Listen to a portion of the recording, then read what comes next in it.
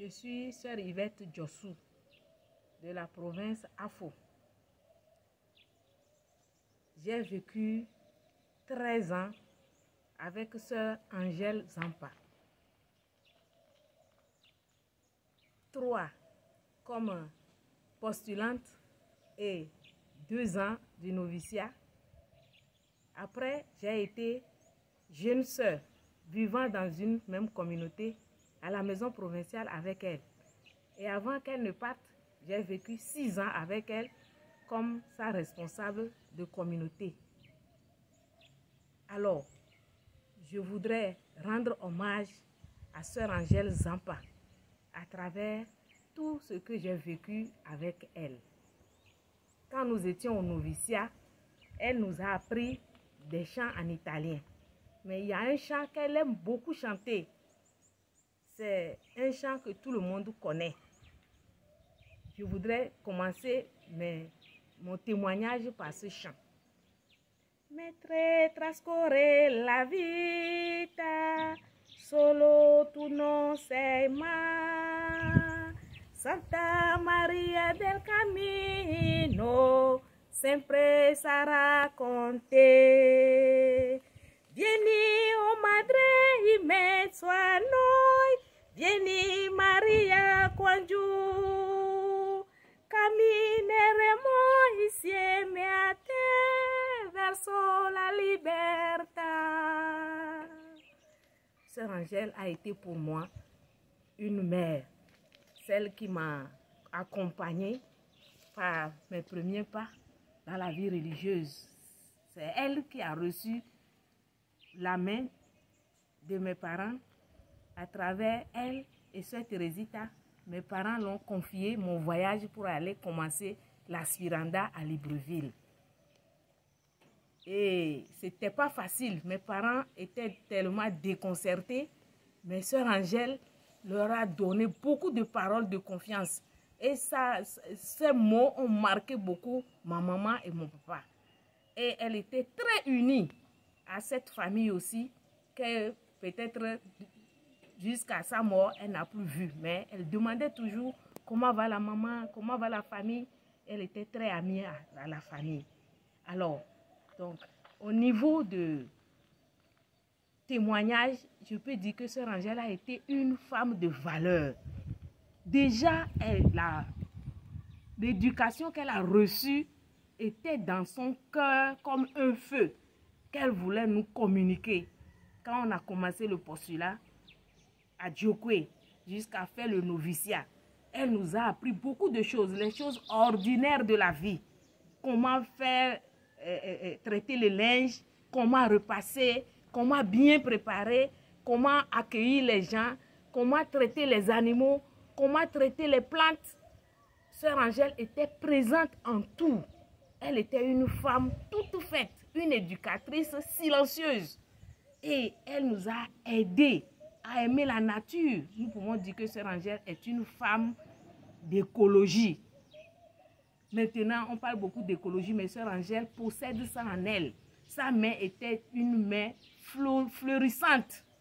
Elle touche quelque chose, ça donne du fruit. Ça nous a beaucoup marqué au noviciat. Même mes compagnes peuvent le dire. Nous avons fait un champ d'haricots, de fleurs, de salades, d'aubergines. Et on partait manger, manger au frais. Tout. Quand on est ensemble avec elle, elle nous donnait des conseils à travers des petits mots, des petites histoires.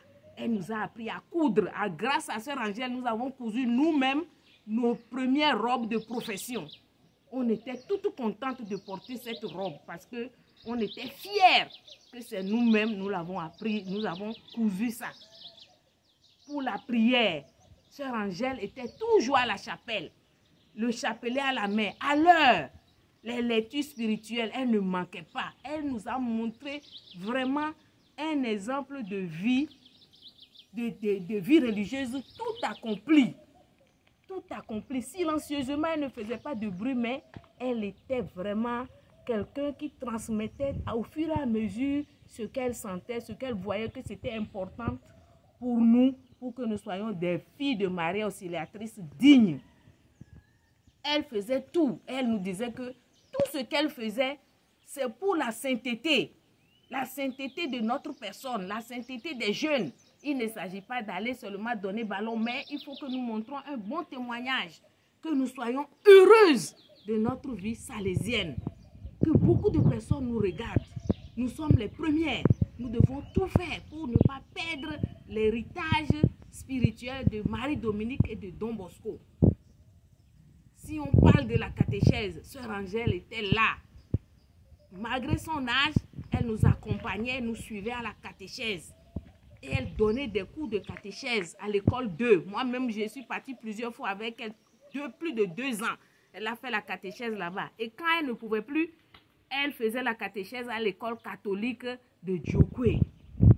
Après notre profession, nous avons été dispersés, mais largement comblés par ses caractères, par sa dévotion à la Vierge Marie, son dévouement, son accueil des pauvres. Ça, vraiment, tout le monde peut le dire. C'est une dame, une femme, une religieuse qui a compris que Dieu est parmi les pauvres. Et elle a l'attention pour les pauvres et les petits. Elle faisait tout pour que les gens qui venaient pour lui parler soient satisfaits. Et le peu qu'elle peut donner, elle donnait. Et puis après, elle disait, même si vous voulez, vous pouvez prendre ça dans ma nourriture. On disait, non, Sœur Angèle, comment? Ça, c'est notre travail, on est ensemble. Elle dit, oui, on est ensemble. Mais est-ce que tout le monde comprend ça? Que Dieu est parmi les pauvres? Est-ce que Dieu est parmi les pauvres? Pour dire un témoignage, un jour, elle m'avait appelé pour me dire que, ah, Sœur Yvette, aujourd'hui, là, je n'ai rien. J'avais 2000. Quelqu'un est venu, je lui ai donné les 2000. Mais regarde, voilà, quelqu'un est venu, elle m'a donné une enveloppe pour les pauvres. Nous devons avoir confiance à la providence. La providence ne nous manquera jamais, jamais, jamais, jamais. Je dis, Sœur Angèle, tu as raison. Et après, elle disait aussi, nous devons nous aimer. Si elle a un problème avec quelqu'un, elle dit, non, moi je n'ai pas voulu offenser la personne, mais c'est arrivé. Sœur Yvette, qu'est-ce que je dois faire? Toi, tu pries pour moi et moi, je vais prier pour la personne pour que je puisse l'aborder et lui expliquer que je n'ai pas voulu l'offenser. Quand elle était malade, nous partons à l'hôpital, on causait, on se soutenait. Elle me disait, non, il ne faut pas avoir peur. Je ne vais rien faire contre toi. Je ne vais pas te faire peur. Tu vas voir que je serai guérie. Et je disais, oui, on va faire l'effort. Beaucoup de courage. Tu seras guérie. Tu seras guérie. Elle dit, oui, je serai guérie. Et elle dit, je ne veux pas aussi qu'on s'occupe de moi trop. Parce que sinon, après, je ne peux rien faire. Je veux aussi être moi-même. J'ai dit, oui, Sœur Angèle. Mais doucement, doucement, on se côtoyait. Elle me racontait des histoires.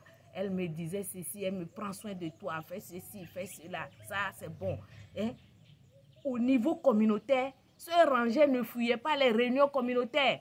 Elle était toujours là. Si elle ne peut pas, elle te dit non, aujourd'hui, je ne peux pas. Mais ce que vous allez faire, après, tu vas me raconter. Si c'est des travaux qu'on devait faire, parce que l'Institut nous a demandé, la province nous a demandé, elle lisait toujours. Si elle ne peut pas venir, elle te donne un petit papier, elle mettait sa pensée dessus. Ou bien si elle est là aussi, s'il y a quelque chose qu'elle doit parler, elle parlait. Elle disait, moi, je pense ça. Je pense ça. Et elle ne se taisait pas. Hein? Elle ne se taisait pas. En tout cas, je dis merci au Seigneur pour la vie de Sœur Angèle. Sa vie donnée pour le bien des jeunes, l'Institut, la famille salésienne, la communauté qu'elle aimait tant. Que le Seigneur la bénisse, lui accorde les grâces dont elle a besoin du haut là-bas pour nous soutenir, à donner un bon témoignage qui fait attirer les vocations. Merci beaucoup, Sœur Angèle, pour ton témoignage, pour le feu de l'Esprit Saint, ton amour à Marie, tes valeurs d'une personne humaniste que tu as voulu nous transmettre. Merci, merci, au revoir. Que la terre te soit légère et que Dieu, par l'intercession de Marie, t'accueille, te protège et te garde bien là-bas. Continue ta vie comme tu l'as fait avec nous. Merci.